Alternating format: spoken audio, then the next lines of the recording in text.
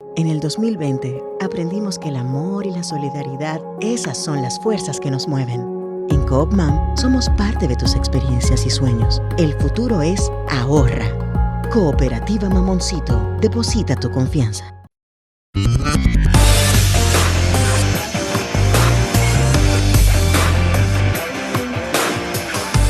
Desde la República Dominicana soy Ivonne Ferreira. Hoy es martes, señores, martes ya avanzado el mes de abril. Un martes bastante caluroso, pero un martes con muchas informaciones. Y muchas informaciones tienen que ver con el caso que se ha estado tratando durante todos estos días. Nuevos elementos surgen respecto al caso de David de los Santos, que es el detonante de una práctica que a mí por lo menos me resulta bastante difícil y complicado desvincular, como les he dicho durante todas estas transmisiones, de lo que han sido las actuaciones de la policía, que va mucho más allá incluso que los últimos 20 años, como se hace referencia a algunos, porque parece que todos quieren sacar capital político de esta situación, sino que va muchísimo más atrás, mucho más atrás, desde el surgimiento mismo de la policía. Pero vamos a tomar entonces algunas de las informaciones que han salido a relucir. Vamos a tomar como punto de partida algunos de los videos que se han puesto a circular, de los que yo pienso se han tomado de manera selectiva, por lo menos para poner a rodar a través de las redes sociales. Y vayamos a ese punto de partida que tiene que ver con donde inició todo este caso. Obviamente, sin dejar de tomar y de ver los casos que le antecedieron al de David de los Santos respecto a lo que está ocurriendo en los cuarteles policiales o en las cárceles del país con las personas apresadas. ¿En qué circunstancias es apresado David de los Santos en la Plaza Ágora Mall? ¿Por qué apresan a David en la Plaza Ágora Mall? ¿Cuál fue el delito? Se habló de que tuvo alguna situación con una persona de la que no ha salido a relucir su nombre. Y por supuesto, en esa situación que nadie sabe y ni siquiera las mismas autoridades de Ágora Mall, mucho menos la policía, dejan claro, ¿verdad? En esa situación, pues intervinieron entonces los agentes de seguridad de la plaza. Tampoco sabemos cuáles son los nombres de esos agentes, ni tampoco sabemos si esos agentes tienen algún rango militar, policial, si lo tuvieron en el pasado o si lo tuvieron en el presente. Y eso sí es necesario para establecer las colindancias respecto a un caso de suma delicadeza en el que se ha designado a una persona responsable para hacer las indagatorias desde el Ministerio Público, que por cierto en todo este proceso estuvo ausente. ¿Por qué llama la seguridad de Ágora Mall a la policía de Naco, que es el destacamento que les queda más cercano? Pero ¿por qué es apresado previamente? Y un elemento que hoy nos enteramos en una conversación para ver ahora sobre la supuesta condición de salud mental de David, que es algo que también se ha puesto a circular. ¿Qué es lo que la determinó? ¿Cuál fue el análisis previo? Científicamente, ¿quién certificó los problemas mentales? Y a juzgar por todos los acontecimientos, el comportamiento evidentemente de David de los Santos pudiera ser entendible. Pero ¿por qué hay tantos eslabones perdidos respecto a lo que pasó en la plaza, respecto a lo que pasó en la policía y las condiciones en que se lo lleva? Que en principio, en un certificado, había dicho Ágora Mall que se había ido en buenas condiciones físicas.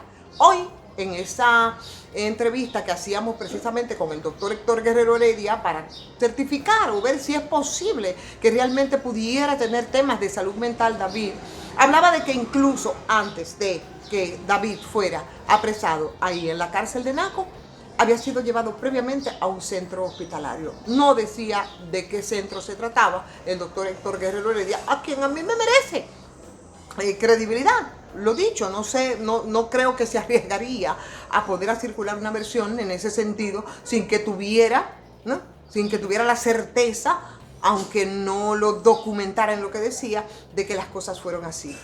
Pero si el propio doctor Héctor Guerrero Heredia incluso había dicho que hay intervenciones más profundas para determinar ahora si ciertamente David tenía problemas de salud mental a través de sus personas, de sus familiares más cercanos, evidentemente que entonces no fue llevado previamente a ese centro hospitalario que nos decía el doctor Héctor Guerrero Heredia por su tema de salud mental, donde no se determinó y hacía incluso la misma crítica respecto a este caso. Entonces se llevó porque ya habría sido golpeado David, del que ellos dijeron que salió bien caminando y sin problemas hacia la policía. Ahí hay un eslabón que se pierde, que no nos queda claro, y ya entre ese caso, entre la persona con la que inicialmente discutió, entre la identificación de los seguridad que actuaron, entre las posibilidades o vínculos que tuvieran con militares, con policías, antes o después, todo eso queda en la nebulosa. ¿Cómo queda en la nebulosa? E incluso las declaraciones del propio padre de David, que hablaba y decía: responsabilizamos, detrás de todo eso hay un coronel. La gente en medio del dolor dice muchas cosas y en medio de la impotencia dice muchas cosas, solo estamos poniendo esos elementos ahí sobre la mesa. Pero ¿qué pasa cuando David es llevado entonces a la cárcel? Cuando es llevado ahí al destacamento de Naco, según narraciones también del haitiano, que testimonia y que igual se puso a circular a través de las redes. Hablaba de que esta persona llegó, que llegó esposado con las manos hacia atrás, y por supuesto que cuando vio que lo iban a meter a la celda sin que todavía sin tener cargos ni saber por qué le habían llevado preso, entonces se resiste, incluso intenta escaparse, que es atrapado por la policía, que es metido de nuevo en la celda y por supuesto que por una ventana le rocian gas pimienta. Previamente esposado y amarrado. Imagínense ustedes qué condición y qué situación ya de tortura en la que interviene directamente la policía, que evidentemente es coautora de la muerte, del asesinato del joven David. Entonces ahí es donde se produce la trifulca, porque supuestamente los presos, los narra el ciudadano haitiano en las declaraciones que da después de esta desgracia, y entonces les responsabilizan, y por supuesto, como les responsabilizan, entonces le entran a golpes que de alguna manera aupan esos policías que estaban depuestos ahí en el destacamento de Naco. Yo me imagino que el Ministerio Público, dentro de todas las investigaciones que tendrá que hacer, que yo veo que este caso tienen que profundizarse en las investigaciones, hay muchas respuestas que hay que dar, porque todavía hay muchas preguntas por hacer. Y la primera pregunta es: ¿qué determinó, por ejemplo, que estaba comprometida la salud mental de David?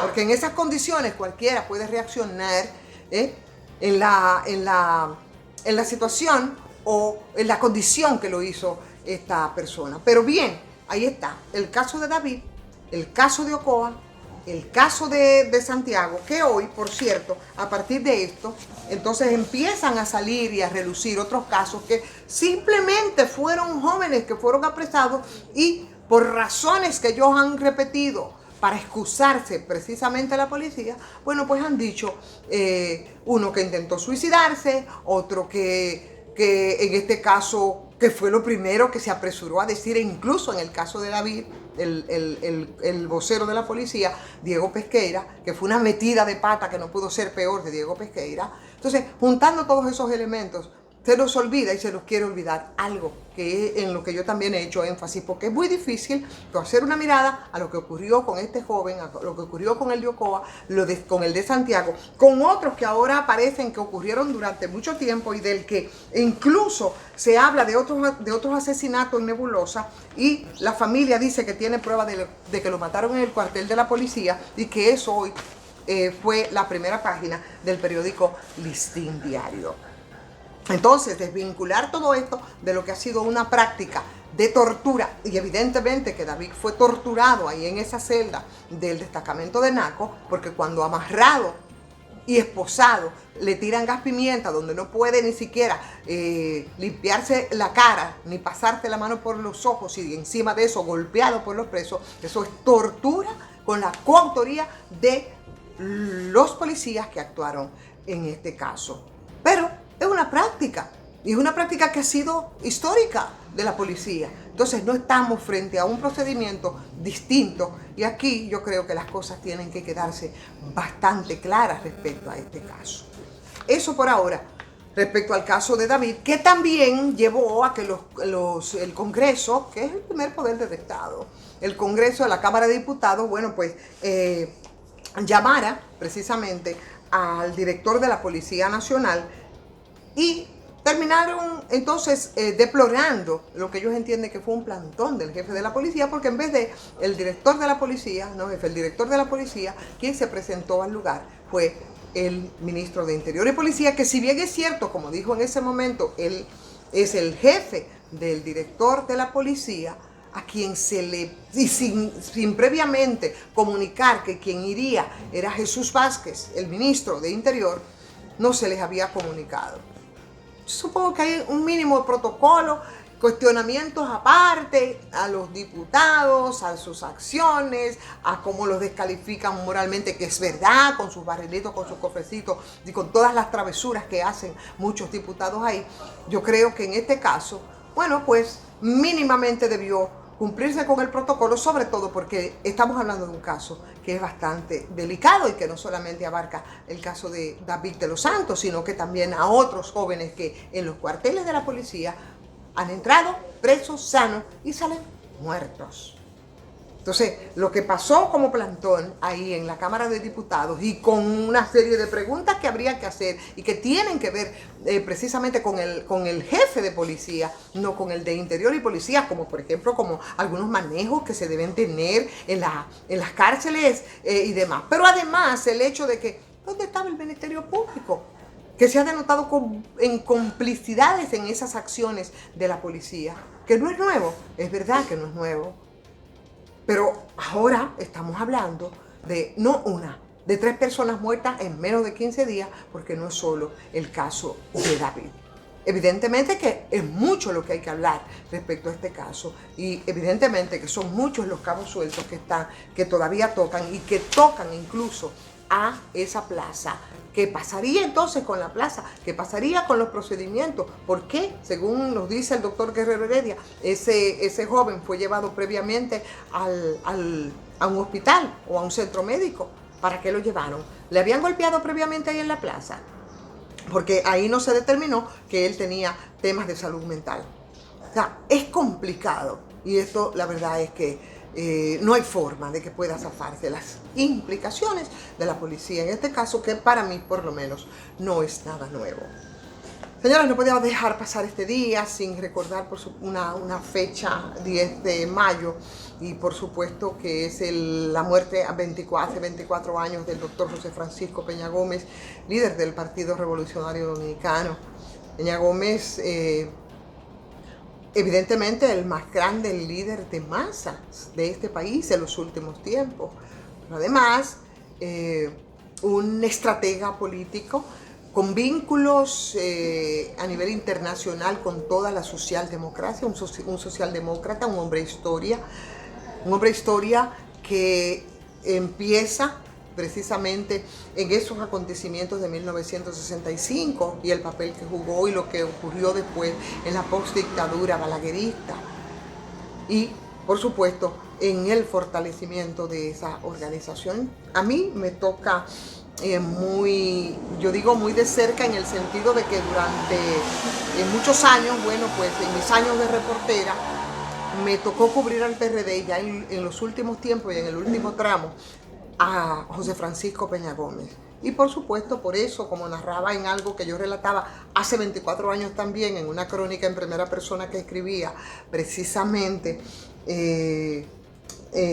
respecto al hecho y cómo me sentí, ¿no?, después de la muerte de Peña Gómez, que tenía un liderazgo extraordinario, pero un liderazgo avasallante y una personalidad extraordinaria. Por tanto, también tocó a los periodistas que que tuvimos y que estuvimos además cerca de José Francisco Peña Gómez. Su última intervención pública la hizo en la entrevista que nos dio esa tarde en Baní, ese 9 de mayo de 1998, de la que salió abruptamente, como mismo lo narramos en ese artículo. Y, por supuesto, al otro día estábamos contando la desgracia de que José Francisco Peña Gómez, al menos físicamente, nos dejaba. Y como igual digo ahí, muerto, bastante joven, a destiempo, claro está, sin poder consolidar su proyecto político presidencial, víctima de la exclusión, víctima del clasismo y del racismo, pero a tiempo para que no se lo marchitaran completamente. Y lo que ha ocurrido posteriormente con su Partido Revolucionario Dominicano así lo confirman. No quería dejar de referir y reflexionar un poco sobre la vida de José Francisco Peña Gómez, lo trascendente de su liderazgo, no solo a nivel del país, sino a nivel internacional, paseando la socialdemocracia y, por supuesto, su pensamiento político. Señores, vamos a agradecer a todos el seguimiento que nos dan a través de esta transmisión. Agradecemos, como siempre, a la Cooperativa Mamoncito, donde usted deposita su confianza, Sardinas de Mar, que también nos da el apoyo. Ustedes, por supuesto, el apoyo es dándole like, claro, si les gusta esta transmisión, y compartiéndola, de manera que podamos seguir posicionándonos mejor en este ejercicio que hacemos cada día. Los que no se han suscrito, pues háganlo. Y por supuesto, suscríbanse también a patreon.com. Soy Ivonne Ferreras.